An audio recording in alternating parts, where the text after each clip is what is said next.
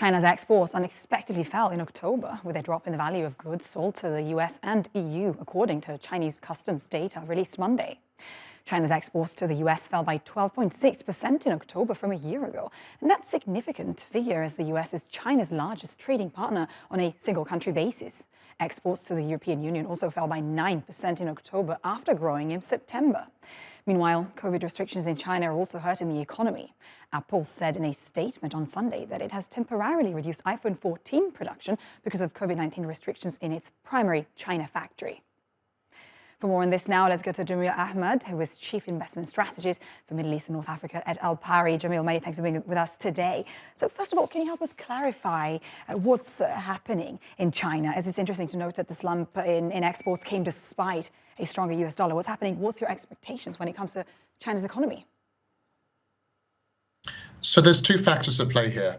Firstly, China still has the zero COVID policy, which is something that has been spoken about widely in the global community. At the same time, it's measures that many other countries have removed, as far as 1 year ago, some even more. So that is a limitation, perhaps, towards its own efficiency at continuing to export as well, which is also leads into the story as to why some regional countries in the South Asian region are benefiting from a decline in Chinese manufacturing. Secondly, we also have to take into account that it's not completely clear if it can just be that factor. We also have to take into account that there's been global economic concerns stemming from the number of different external forces that are taking place that are impacting and weakening sentiment of the world economy. So it can also be the case that other countries and economies are just not important as much. And because China is such a exporting machine, we're noticing this decline even further. And we also have to take into account as well currency weakness for other countries, and that also can be at play.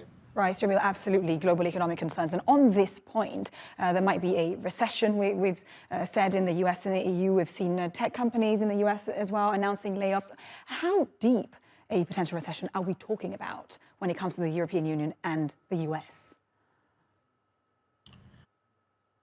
This is going to be completely different to what we saw in the global financial crisis. The biggest question here is not how deep the recession is going to be, but how long things are going to last.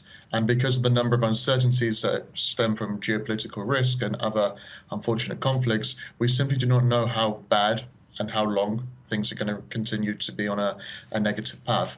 And that would be the key take here. At the same time, we do see that companies will begin to react to the weakening global environment, which is why we're leading into a story now of major technology companies such as Twitter and Meta later today allegedly going to be making staff cuts coming into the coming week. At the same time, this is going to lead into other sectors as well. So we don't have anything that's isolated to just one sector.